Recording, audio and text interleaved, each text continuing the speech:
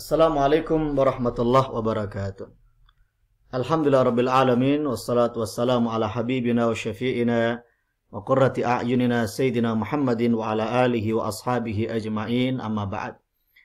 Para pemirsa channel YouTube Kulkas Aswaja, kuliah ringkas Ahlus Sunnah wal Jamaah.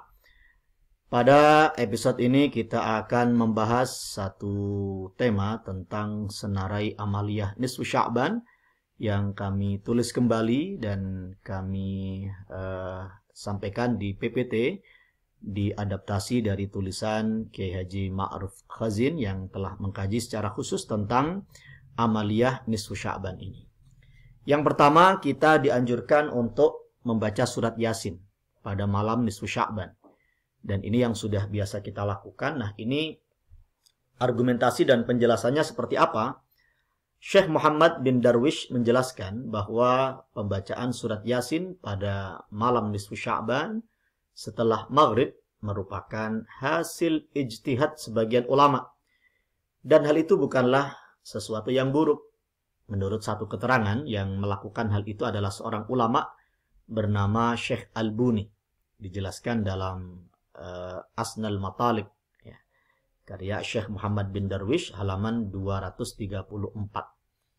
Teks Arab atau ibaratnya, wa amma qira'atu surat Yasin lailataha, adapun membaca surat Yasin pada malam nisfu Sya'ban ba'dal maghrib, setelah maghrib, wa du'a al-masyhur, dan doa masyhur yang ada di Majmu' Syarif itu ya, famin tartibi ba'di ahli salah min indi nafsi, itu adalah susunan para ulama-ulama yang saleh dari hasil ijtihad beliau. Dan suatu saat insya Allah akan kita bahas ya bagaimana hukum menyusun doa sendiri. Gitu. Ini pembahasan yang juga harus kita kaji ketika kita sudah menyindir masalah ini. Qila huwa al-Buni. Menurut satu pendapat, yang menyusun doa itu adalah seorang ulama yang bernama Syekh Al-Buni. Ditegaskan dalam Asnal Matalib, wala ba'sa bimithli dzalik, dan hal itu tidak mengapa. Berapa banyak para sahabat, para ulama yang menyusun doa-doa sendiri selagi tidak bertentangan dengan konsep tauhid, mintanya tetap kepada Gusti Allah, maknanya benar, maka menyusun doa sendiri ini tidak menjadi sebuah masalah dalam keyakinan kita. Yang kedua, kita memohon ampun pada malam nisfu Sya'ban. Ini berdasarkan hadis Rasulullah Sallallahu Alaihi Wasallam yang artinya, sesungguhnya rahmat Allah Ta'ala mendekat kepada hambanya di malam nisfu Sya'ban. Maka dia, Allah, mengampuni orang yang meminta ampunan, kecuali, na'udzubillah, pelacur dan penarik pajak. Dua orang ini yang tidak akan diampuni pada malam nisfu Sya'ban. Yang lain potensinya diampuni. Maka kita pada malam nisfu Sya'ban itu berdoa, memohon ampun kepada Allah.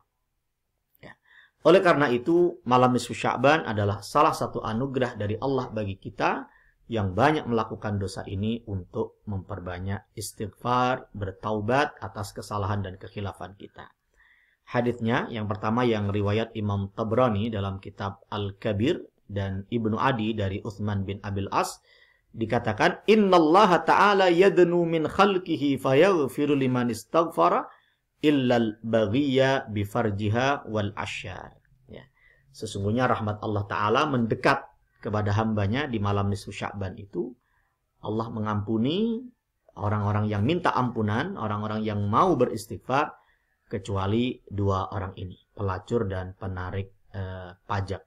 Penarik pajak bukan pajak sebagaimana kita artikan sekarang ya. Itu nanti ada pembahasan sendiri juga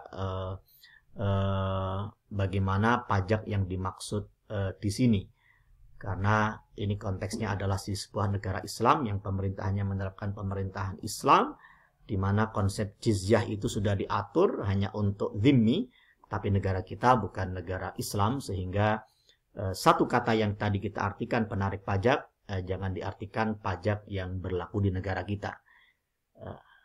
Yang kedua, an Mu'ad ibni Jabal anin Nabi. Diriwayatkan dari sahabat Mu'ad bin Jabal dari Nabi Muhammad sallallahu alaihi wasallam, qala yattali'u Allahu azza wa jalla ala khalqihi lailatan nisfi min Sya'ban fayaghfir li jami'i khalqihi illa li musyrikin aw musyahid. Kali ini riwayat lain yang artinya sama, bahwa Allah akan mengampuni orang yang minta ampun pada malam nisfu Sya'ban, kecuali satu orang musyrik dan yang kedua orang yang berseteru. Maka dua kelompok ditambah dua kelompok yang pertama ini adalah perilaku, amalan, status dalam tanda kutip orang yang harus kita hindari. Karena kita, kalau ditanya, kita ini pasti banyak melakukan kesalahan, banyak punya dosa. Maka di antara potensi dosa kita diampuni bila kita memohon ampun kepada Allah pada malam nisfu Sya'ban.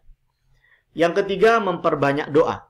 Dalam As-Sunan Al-Kubra, hadis nomor 6087, juga dalam kitab Ma'rifatus Sunan wal Athar, hadis ke 1958, dikutip juga oleh Al-Hafidh Ibnu Hajar dalam Talkhis Al-Habir, hadis 675, Al-Baihaqi mengutip penjelasan Imam Syafi'i, wa balaghana annahu kana yuqalu inna ad-du'a yustajabu fi 5 layalin fi lailatil jumu'ati wa lailatil adha wa lailatil fitri wa awwali lailatin min rajabin wa lailatin nisfi min sya'ban. Telah sampai sebuah riwayat kepada kami, dawuhipun Imam Syafi'i, bahwa doa dikabulkan dalam 5 malam. 1, awal malam bulan Rajab, 2, malam nisfu Sya'ban, 3, 2 malam hari raya, Idul Fitri dan Idul Adha, dan ketiga malam Jumat. Ini terjemahnya yang urut: malam Jumat, Lailatul Adha, malam Idul Adha, malam Idul Fitri, awal malam bulan Rajab, dan yang ketiga malam nisfu Sya'ban. Ini termasuk 5 malam yang kalau doa itu dipanjatkan di situ atau di waktu itu, potensinya besar untuk diterima atau termasuk waktu yang mustajab untuk berdoa. Nah, bagaimana dengan redaksi doa yang sudah masyhur dibaca oleh umat Islam yang tadi kita sebut, misalkan di Majmu' Syarif? Doa ini memang tidak diajarkan langsung oleh Nabi Muhammad SAW, namun ulama menjelaskan bahwa teks doa ini dinukil secara sahih dari 2 sahabat utama, yaitu sahabat Umar bin Khattab dan sahabat Abdullah bin Mas'ud. Sedangkan sahabat Umar termasuk dari 4 khulafa Rasyidin yang kita diperintahkan untuk mengambil sunnahnya. Para ulama pun ini adalah pelita, ya, bintang gemintang yang diperintahkan oleh Nabi untuk diikuti dan dipedomani oleh umat Islam. Nah, di antara redaksi yang diriwayatkan dari sahabat Abdullah bin Mas'ud, ini yang kita cetak tebal di teks Latinnya itu, ya dzal manni fala yumannu alaika, ya dzal jalali wal ikram, ya dzat tauli wal in'am, la ilaha illa anta dhahral lajin wa jaral mustajirin wa ma'manal khaifin, in katabtani fi ummil kitab syaqiyan famhu anni masyaqa, ya, famhu anni masyaqa wa athbitni indaka sa'idan muwaffaqan lil khair fa innaka taqulu fi kitabika yamhullahu ma yasha wa yuthbit wa indahu ummul kitab. Redaksi-redaksi yang identik yang kemudian ada di kitab Majmu' Syarif, ternyata ini dijelaskan dalam riwayat dari sahabat Abdullah bin Mas'ud. Beliau bahkan menyatakan siapa orang yang membaca doa tersebut pasti akan diluaskan rezekinya. Keempat, puasa nisfu Sya'ban. Ini juga tidak dilarang karena termasuk ayyamul bid, ya, 13, 14, 15, dan nisfu Sya'ban masuk di situ. Terdapat riwayat hadis dengan sanad dhaif yang memerintahkan secara khusus puasa pada nisfu Sya'ban ini.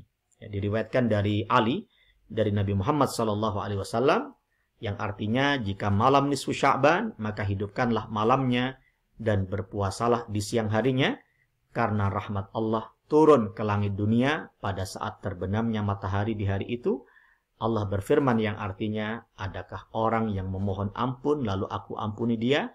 Adakah orang yang memohon rezeki maka aku karuniakan padanya? Adakah yang sakit lalu aku beri afiah?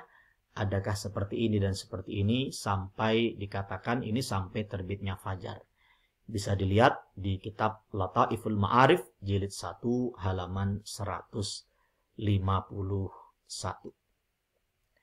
Semoga Allah Subhanahu wa taala memberikan petunjuk, kekuatan dan kesempatan bagi kita semuanya untuk mengagungkan malam nisfu Sya'ban ini dengan rangkaian ketaatan sebagaimana tadi kita jelaskan. Wallahul muwaffiq ila aqwamit thariq. Wassalamualaikum warahmatullahi wabarakatuh.